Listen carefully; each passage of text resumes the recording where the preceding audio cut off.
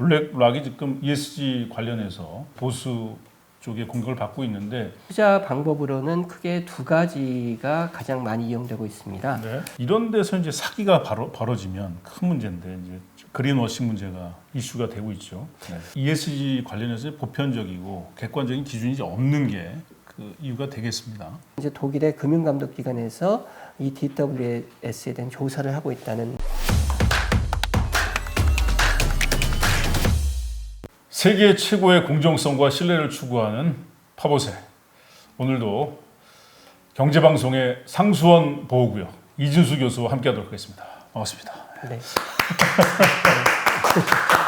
정말 이진수 교수의 그 경제방송은 정말 맑은 물과 같습니다. 그래서 좀 심심할 수는 있어요. 네. 콜라보다 못하죠. 그렇지만 계속 함께하다 보면 세계 최고의 수준을 만들어주는 경제 기본기를 가르쳐주는 이진수 교수와 오늘도 함께하겠습니다. 우리가 작년에 ESG 경영에 대해서 얘기를 했는데 지금 우크라이나 전쟁 때문에 ESG 경영 투자가 사실은 좀 난관에 처한 게 아닌가 이런 얘기도 있고 사실은 도이치뱅크 독일을 대표하는 은행에서 경영하는 자산운용회사가 갑자기 급습을 받아서 조사를 받게 되는 그런 상황까지 있거든요. 그래서 ESG 경영 어떻게 되는 겁니까?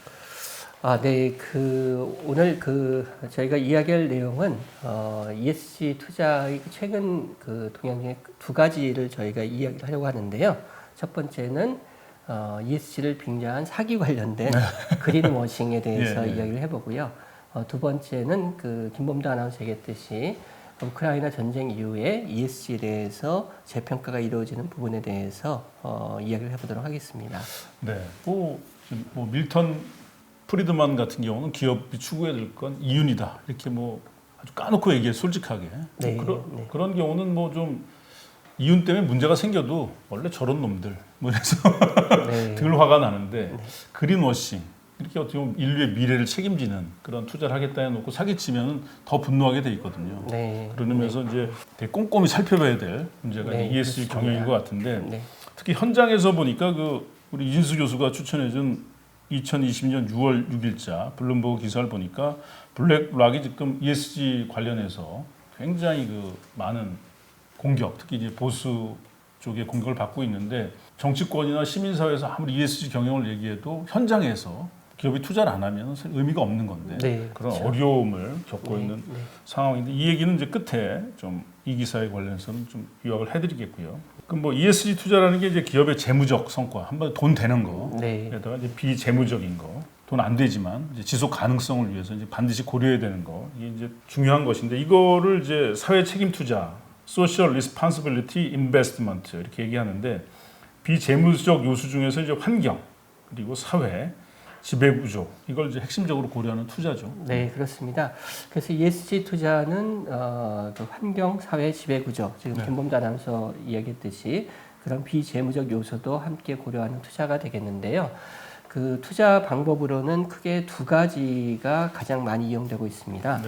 첫 번째는 배제적 선별이라고 해서 사회적으로 비난을 받는 상품을 제조하거나 판매하는 기업이나 산업에 투자하지 않는 투자에서 제외하는 전략이 되겠는데요.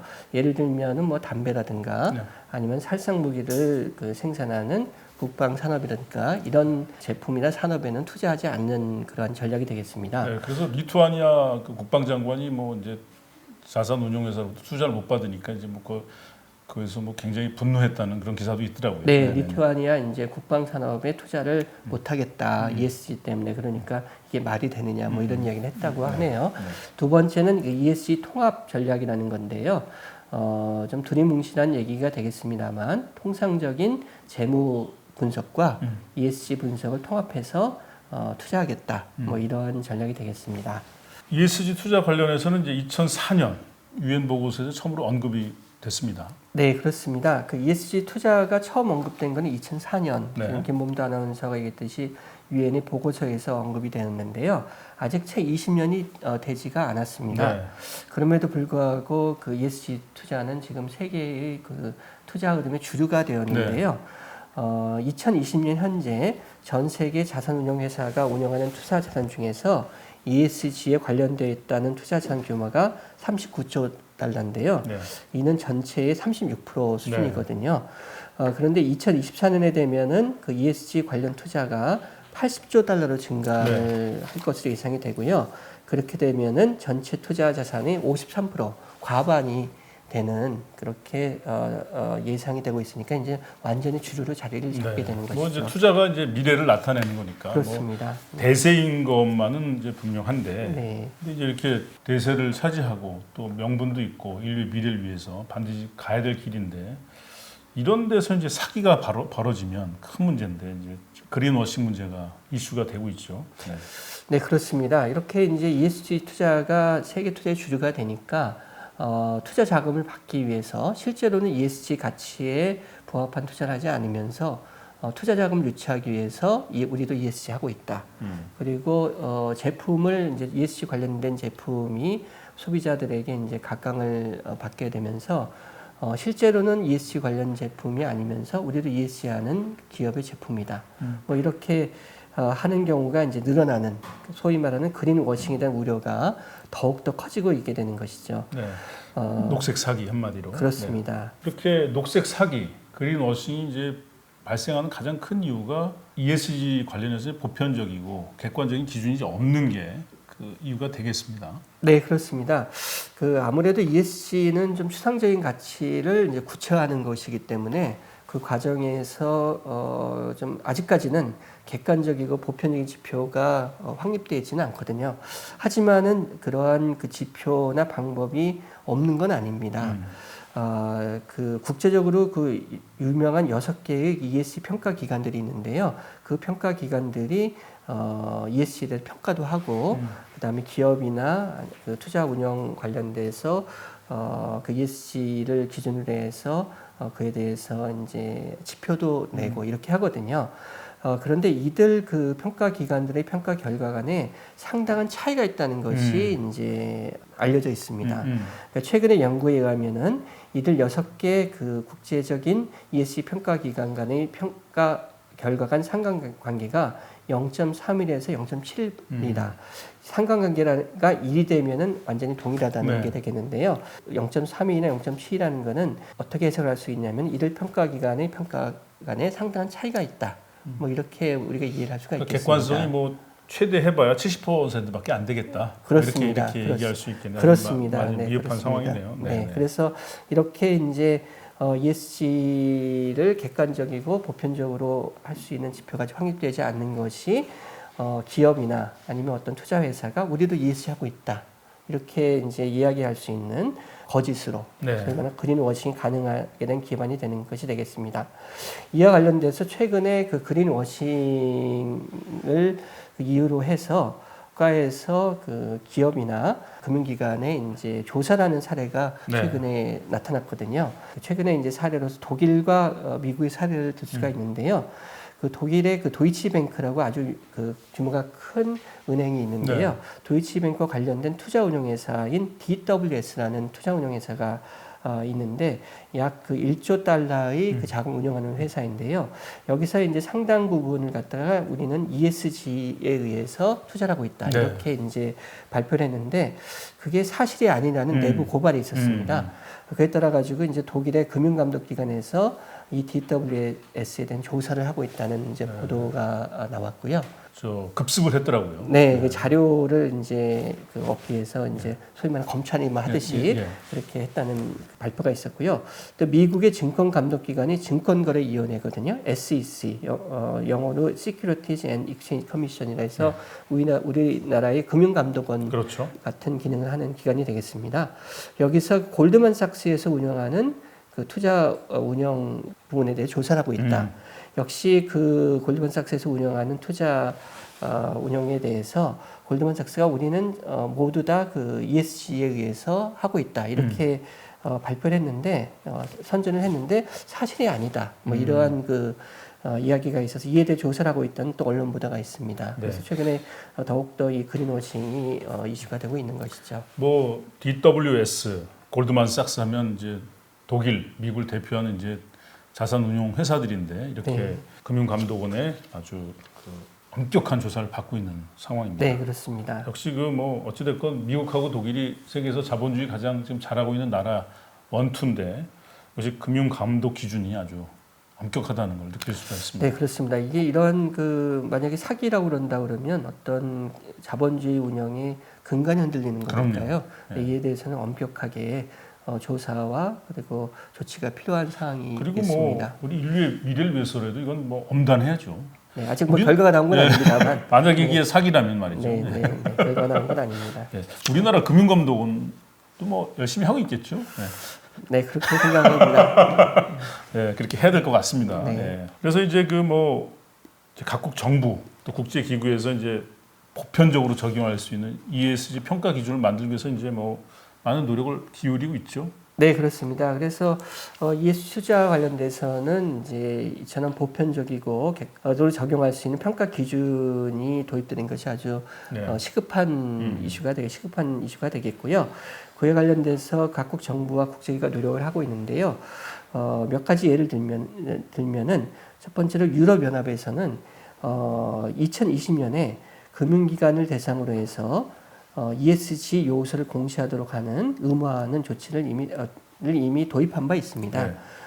이 제도가 이제 지속 가능 공시 규제, 영어로 약자로는 SFDR, 네. Sustainable Finance Disclosure Regulation이라고 하는데요. 네. 2020년에 발표를 이미 했고요. 다만 이제 도입에 그 경과 규칙을 둬서 실질적 의무화는 2023년 내년 1월부터 적용될 예정이 되겠습니다. 그리고 이제 우리가 그 기업의 그 회계 기준을 국제 회계 표준을 그 설정하는 국제 기구가 있는데요. 그 기구가 국제회계기준위원회라는 네. 국제기구가 되겠습니다. 여기서 그 ESG 관련된 그 국제적으로 통용될 수 있는 표준 공시 기준을 마련하기 위해서 그 부속 네. 기구를 설치했는데요. 그 부속 기구가 ISSB, 약자로 ISSB가 되겠고요. International Sustainability Standards Board, 예. 국제 지속 가능 기준위원회라는 네. 것을 설치했습니다. 네. 여기서 그 ESG 관련된 표준 공시 기준에 대해서 논의를 하고 있고요. 그 일부 결과를 올해 3월에 발표를 이미 한 바 있습니다. 요 ISSB 요 약자도 이제 외워야 될 것 중에 하나입니다. 외우기까지는 않지 않을까 싶은데요. 자주 등장할 테니까 말이죠. 네. 네. 그리고 마지막으로 예를 들 수 있는 것이 그 미국의 증권감독기관인 증권거래위원회에서 여기는 이제 꼭 찍어서 그린가스 그러니까 그 환경에 악영향을 주는 그린가스 배출량을 그 상장 기업 거래소에서 그 거래가 되는 상장 기업이 그 그린가스 배출량을 공시하도록 의무화하는 조치를 하겠다는 그 초안을 올해 3월에 발표를 했고요. 아직 이제 이게 그 의무화가 되진 않았는데 이 조치에 대해 초안에 대해서 기업을 포함해서 학계 등등의 의견을 취합하고 있는 중이 되겠습니다. 네. 파이낸셜 타임스에서 정말 푸틴이 머리가 있다면 전쟁 안 할 것이다 얘기했는데 전쟁이 일어났고 문제가 한두 가지가 아닌데 그 중에 특히 이제 에너지 안보 문제가 생겨가지고 이제 네. 원유 가격이 급상승하고 네. 또 우리나라도 그래서 운송해봐야 적자만 되니까 화물연대가 지금 얼마 힘들어 파업까지 하는 그런 어려운 상황까지 처해 있고 네, 그래서 그렇습니다. ESG에 대해서 이제 재평가하려는 움직임이 있습니다. 네, 그렇습니다. 그 기존의 그 ESG 기준에 의하면은 화석 연료라는 것은 이제 환경에 악영향을 주기 때문에 ESG 투자에서는 배제돼야 될 부분으로 이렇게 평가를 해왔거든요. 그런데 이제 김범도 아나운서가 금방 얘기했듯이 그 우크라이나 전쟁 이후에 그 유럽이 이제 기존에 러시아에 대해서 그 원유하고 천연가스를 크게 의존을 해왔는데 더 이상 그러기 어려운 상황이 그래서는 안 되는 상황이 이제 생겼고 또 그 과정에서 원유 가격이 급등하게 되니까 네. 환경에 악영향을 주지만 그 화석연료 생산을 지속하거나 또는 심지어 증가시켜야 되는 그런 현실적 필요가 또 이제 부각이 되게 되었습니다. 네. 그에 따라서 이제 기존의 그 ESG 기준에 대해서 다시 한번 생각해 보자는 그러한 움직임이 있고요. 이와 관련돼서 김범도 아나운서가 초반에 이야기를 했던 블랙락, 네. 블랙락이 투자자산 세계 최대의 규모의 투자자산 운용회사로서 ESG 투자를 선도해왔거든요. 그렇죠.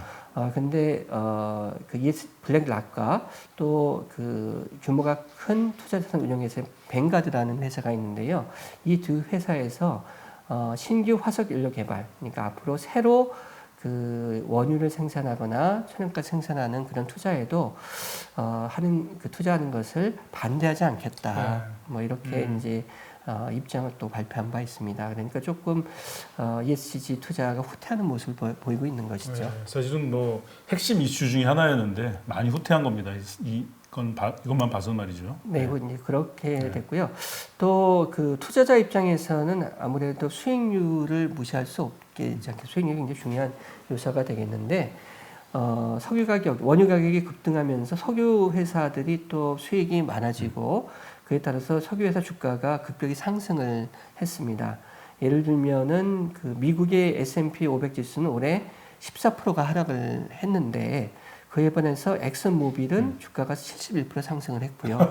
또 쉘 주가는 47%나 상승을 했습니다. 네. 이렇게 그 석유 회사들의 그 주가가 크게 상승을 하니까 또 석유 회사들 투자가 또 아무래도 무시할 수 없는 그러한 현실이 되고 있는 것이죠. 사실은 이거 작년에 우리가 뭐 엑슨모빌 그 환경 11조 그래서 다뤘던 문제잖아요. 네, 그렇죠? 그래서 사실은 엔진 넘버원이라는 이제 시민단체에서 이제 그 엑슨모빌이 주주 의결권까지 갖게 되면서 사실은 엑슨모빌이 어떻게 되나 기업으로서는 환경이라는 이슈는 지켜야 되겠지만 그런 걱정까지 했는데 주가가 71% 상승. 참 이게 뭐, 그렇습니다. 뭐 앞일은 아무도 모르는 겁니다. 네, 그렇습니다. 그리고 기존의 ESG에서는 그 살상 무기를 만든다고 해서 국방 산업이 그 ESG 투자에서 배제되는 분야로 이렇게 되어 있었거든요. 그런데 이제 그 러시아가 그 전쟁을 일으키면서 그에 대해서 그 저항하는 그러한 그 안보 국방 산업은 필요한 것이 아니냐. 그러니까 국방 산업 전체를 ESG 투자에서 배제하는 것이 과연 그것이 합당하냐. 뭐 이런 논란이 되고 있고요. 그래서 그 기존 ESG 투자에서는 금기시되었던 국방 산업에 대한 투자도 재평가되는 움직임도 있습니다. 하여튼 뭐 푸틴 이 아저씨 때문에 뭐 역사의 수레바퀴가 굉장히 지금 뒤로 퇴보하고 있는 것 같고 그렇지만 또 유럽이나 미국이 이제 이런 러시아나 이런 쪽에 그 에너지 의존하고 있는 모습을 이제 자각하게 돼서 오히려 재생에너지 앞으로 장기적으로는 더 많이 투자할 거다 이런 움직임도 있으니까 오히려 그런 의미에서는 좀 이보 전진을 위한 뭐 일부 후퇴 고색 창연한 표현입니다만 뭐 그렇게 바라볼 수도 있을 것 같고요. ESG 투자가 이제 뭐 주식 투자의 이제 어떤 그 투자, 그러니까 기업 투자의 그런 이제 주류가 되면서 현실적으로 이제 다른 가치들과도 상충하지만 더 큰 문제는 ESG가 이제 보편적이고 객관적인 기준이 없다 보니까 ESG 가치 안에서도 충돌하는 그런 움직임이 있습니다. 네, 그 ESG가 처음 김범도 아나운서 얘기했듯이 이제 세 가지로 구성이 되는데 환경, 사회, 지배구조. 그래서 이 세 가지의 가치가 물론 같이 갈 때도 있겠습니다만 서로 상충하는 경우도 이제 발생을 하게 되고요. 이번에 예를 보면은 우크라이나 전쟁 이후에 러시아에 대해서 이제 제재라는 거는 어떤 사회적인 필요가 또 있는 것이 아니겠습니까? 그런 의미에서 사회적인 가치에서는 러시아에 대한 제재가 필요하겠지만 또 그 화석 연료를 사용하는 측면에서는 또 러시아에서의 그 원유나 천연가스를 사용하는 것이 다른 데서 그 더 이상 화석 연료 개발을 하지 않는 그런 부분을 또 할 수 있기 때문에 어떻게 보면 또 환경과는 또 다르게 환경에서 다르게 평가할 수 있는 이러한 부분이 있을 수가 있지 않겠습니까? 그에 따라서 이제 이 세 가지 가치들이 상충하는 경우가 있을 수가 있기 때문에 이 세 가지를 따로 평가해야 되는 것이 아니냐.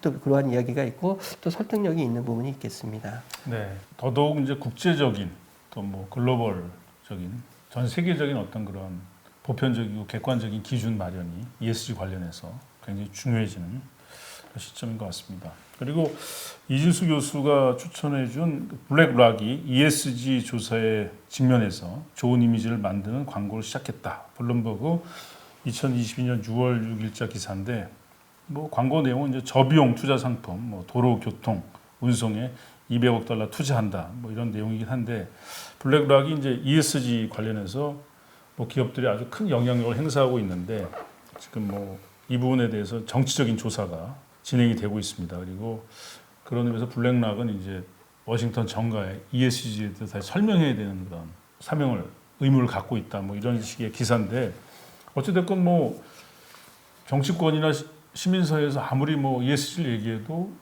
기업이 투자 안 하면 네, 사실 그렇죠. 의미가 없는 거니까 네, 네. 블랙락의 입장이 사실은 기업들의 입장이라고 볼 수 있겠어요. 근데 네. 블랙락의 레리 핑크 CEO가 사실은 우리가 이제 방송에서도 말씀드렸습니다만은 알래스카 여행 중에 친구랑 우리도 언젠가 뭐 알래스카 한번 여행 갈 수 있을까 같이. 레리 핑크는 그 친구들하고 휴가 때마다 간다고 그러더라고요. 우리 파봇의 친구들하고 한번 언제 알래스카 한번 갔으면 정말 좋겠습니다. 예. 그리고 뭐 이렇게 거기서 지구 온난화를 목격하는 게 아니라 알래스카에 있는 그대로를 볼 수 있으면 좋겠는데 그 알래스카 가지고 알래스카도 지구 온난화로부터 자유롭지 못하다는 걸 레리 핑크가 발견하고 뭐 큰 깨달음을 얻었고 또 뭐 이제 투자 경험이 있으니까 지난 10년 동안 기업들이 단순한 이익 이상을 생각해야 된다 이런 주장도 했고 특히 이제 스테이크홀더 캐피털리즘 이해 당사자 자본주의 미래 비전을 발표했는데 지금 현재로는 특히 보수주의자들에 의해서 뭐 기업들 간에 뭐 뚜쟁이 역할을 하고 있다 이렇게 원색적인 표현으로 공격을 받고 있습니다. 그래서 미국 상황을 보니까 에너지 산업이 많은 주 공화당원들은 블랙락의 입장에 이제 반대 입장 문제 제기를 하고 있고 텍사스 같은 경우 특히 에너지 산업이 발전되어 있는 블랙락과의 거래 제한 하겠다 뭐 이런 위협까지 하고 있는 상황이고 마이크 펜스 전 부통령도 한마디 했는데 뭐 이분 얘기는 뭐 안 들어도 대충 알 것 같고요. 알래스카의 상원의원 낸 설리번 이분이 사실은 뭐 최근에 국방비 증액도 요구하고 있고 놀라운 건 이제 알래스카 북극권 야생 보호구역 여기에 이제 유전 개발 사업을 재개해야 된다 이런 요구를 하고 있습니다. 이게 굉장히 좀 환경을 생각하는 사람들에게 충격적인 일이고요.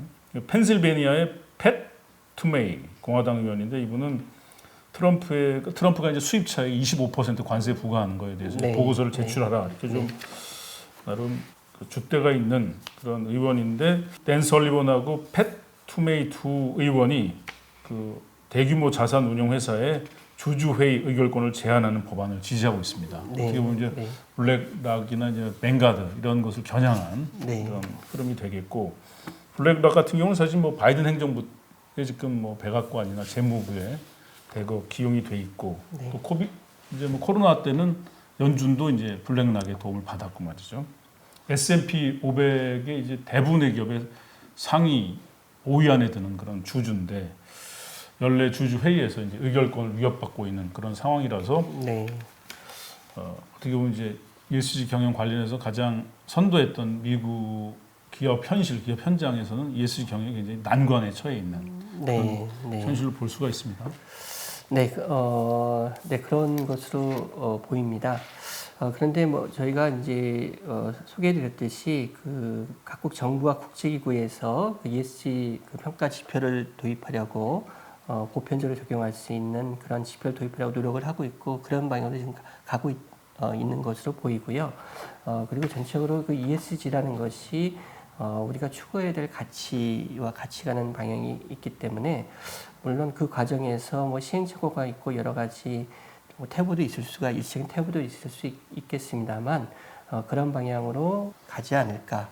그리고 우리나라가 세계 10위 정도 규모의 국가이고 그리고 수출을 중심으로 한 국가이지 않습니까? 그리고 대규모 대기업들이 이제 그런 그 수출을 통해서 성장하는 그런 기업들이기 때문에 앞으로 이런 흐름에 이렇게 같이 가지 않는 한 점점 더 어려워지지 않을까.